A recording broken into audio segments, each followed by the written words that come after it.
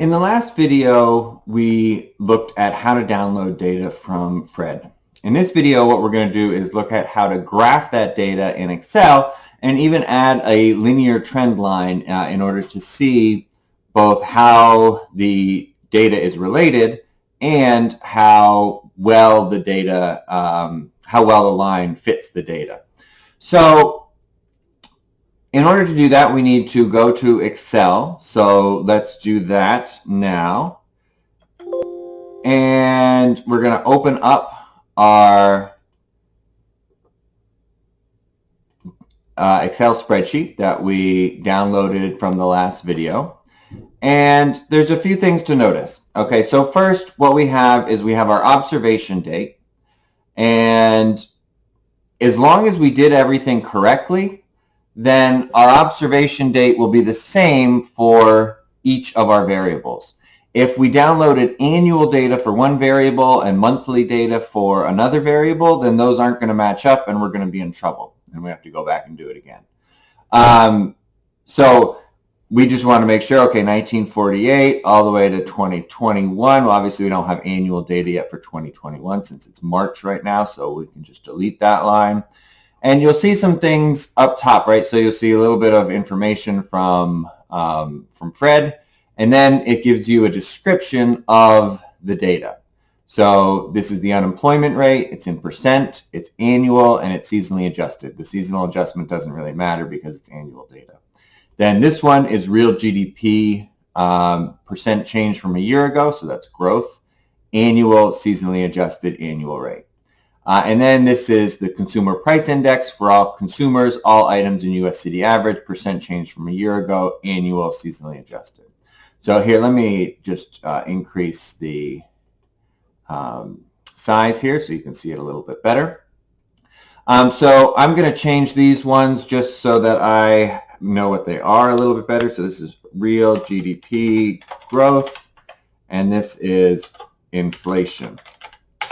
Okay. Now, what we want to do is we want to create two scatter plots for Okun's law and for the Phillips curve. Now, for Okun's law, what we want is the real GDP growth on the horizontal axis and the change in the unemployment rate on the vertical axis. Now, right now, what we have is the unemployment rate, not the change in the unemployment rate. So we're going to have to add that. So what I'm going to do is I'm going to right-click here and insert a column. Excel does much better if you put your horizontal axis or X variable axis first. That's our real GDP growth here. And then our Y axis or vertical axis variable second. So that's why I put it here. So then we're going to have the change in the unemployment rate.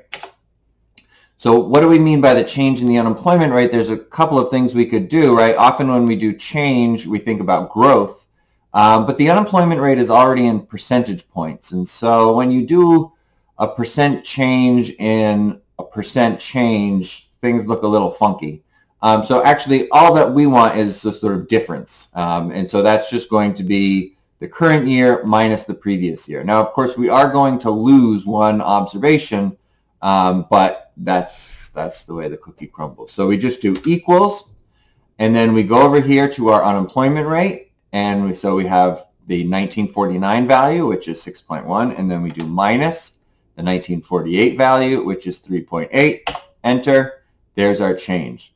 Now in Excel, once you have this formula in the cell, you can just double click on this little button on the bottom right corner, and it will copy that formula all the way down.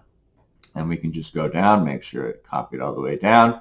And actually, if you hit F2 on a PC, it will show you which cells it's calculating. So, yep, that looks good. Very good. And so what does this mean? What does this change in unemployment mean? Well, it means that if it's positive, the unemployment rate is going up. It went up this year compared to last year. And if it's negative, it means it went down this year compared to last year. All right. So now we've got real GDP growth and the change in the unemployment rate. We want to graph that. So we're just going to highlight these two variables all the way down. We're going to go to Insert. We're going to choose the scatter plot here and just this first option. And I'm going to move this to its own sheet within the spreadsheet, and we'll call it Okins. All right, now let's increase the font size a little bit so we can all see it. Now note that it will give you a title based on the Y variable rather than the X variable. I don't know why that is, but that's what they do. But we can rename it Okins Law 1949 to 2020 United States. All right. Now we can also, if we go to chart design, we can add axis titles, right? That's always a good thing to do. So this is real GDP growth annual, and then our vertical is change in the unemployment rate annual. Okay, so now we have everything labeled. We're good. And we can see this is a pretty good relationship for macroeconomic data. But we want to know how good. So let's add a trend line. So if you just right-click one of these data points, you can add a trend line. And the option will be linear. That's what we're going to stick with. There are other options that you could do as well.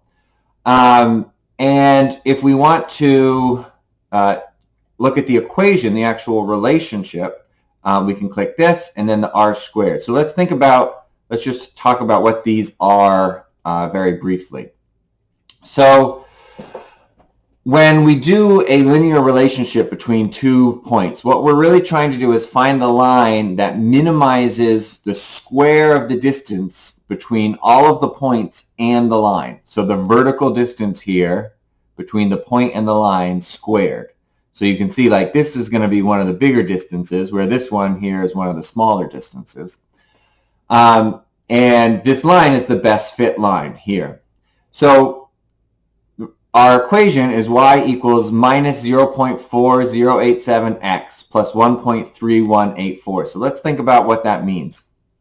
Well, it means that for every 1 unit change in x, right, y goes down by minus 0.4.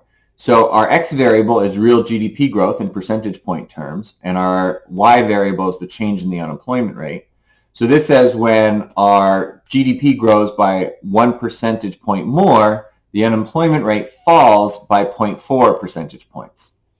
Now we can see a few things here.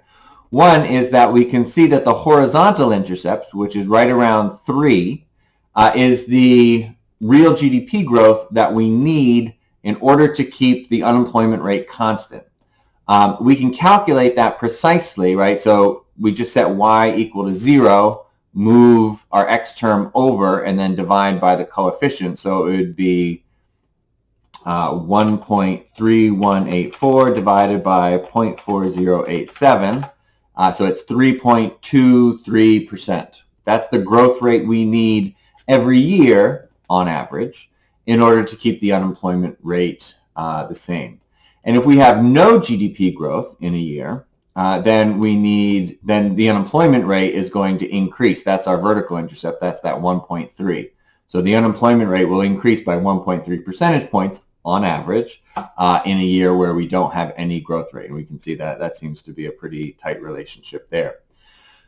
So why do we need growth at all in order to keep the unemployment rate constant? Well, there are really 2 reasons. One reason is that we have population growth. So the labor force is growing. We need to find those people new jobs.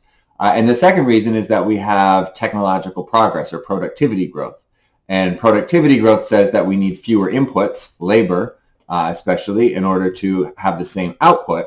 And so we need that growth of 3.23% in order to keep the unemployment rate the same. Whatever it was last year, we keep it the same. Okay, so that's Okins law. now let's go back and think about the Phillips curve.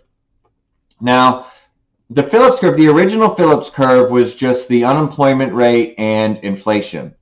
But the sort of expectations augmented Phillips curve really talks about the change in inflation and unemployment.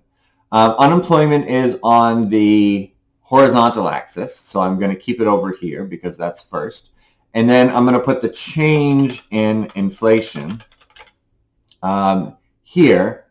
And again, we're just going to do equals this year's inflation minus last year's inflation. And if it's negative, then inflation is going down. If it's positive, inflation is going up. Again, we can just highlight the cell where we put the formula and double click on the button on the bottom right. Make sure that's copied.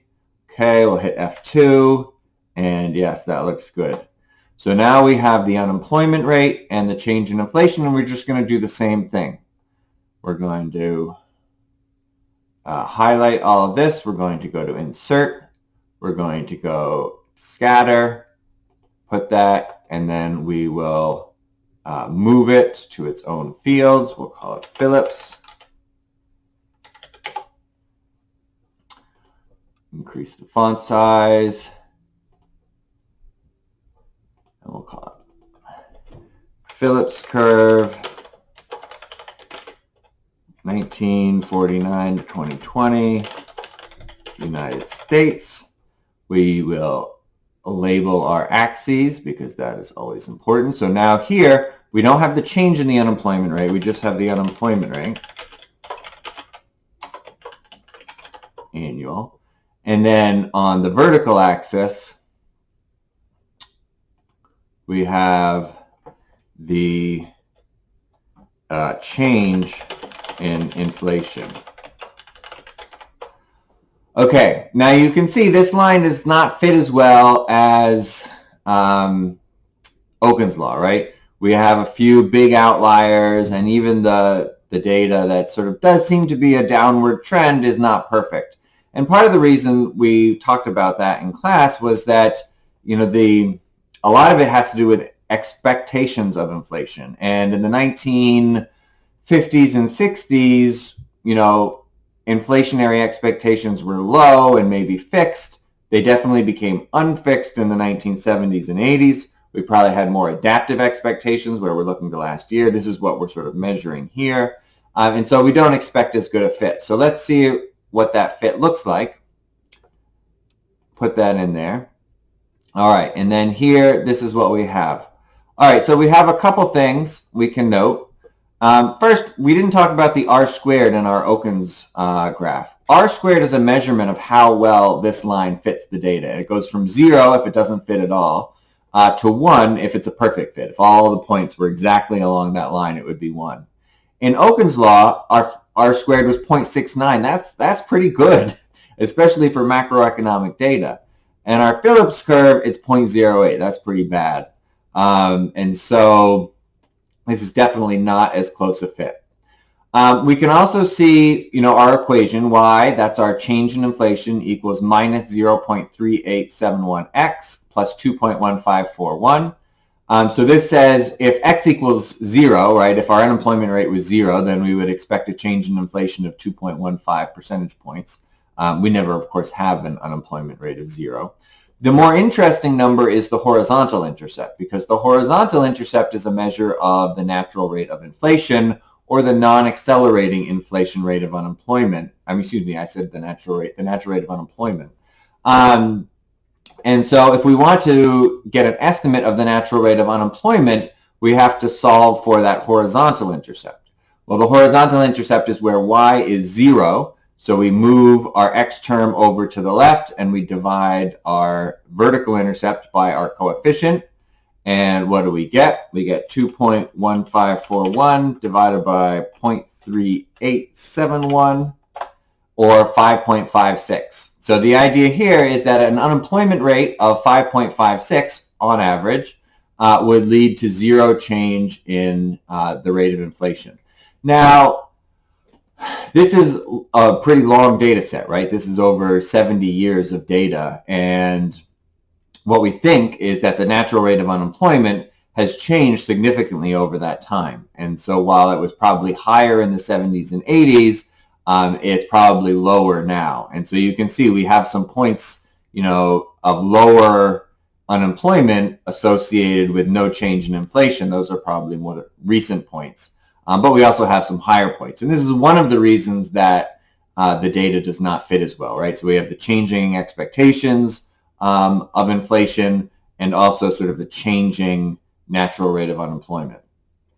I should also perhaps mention that this whole concept of the natural rate of unemployment is argued about by economists, and whether or not we should think of that as the best way to think about the relationship between the unemployment rate and inflation. All right, so that's all for now, and I'm going to do a video also for Google Sheets. Google Sheets is becoming more and more powerful, and of course it's free if you don't have access to Excel, and you can do the exact same thing there. So if you'd prefer to use Google Sheets, you can watch that video.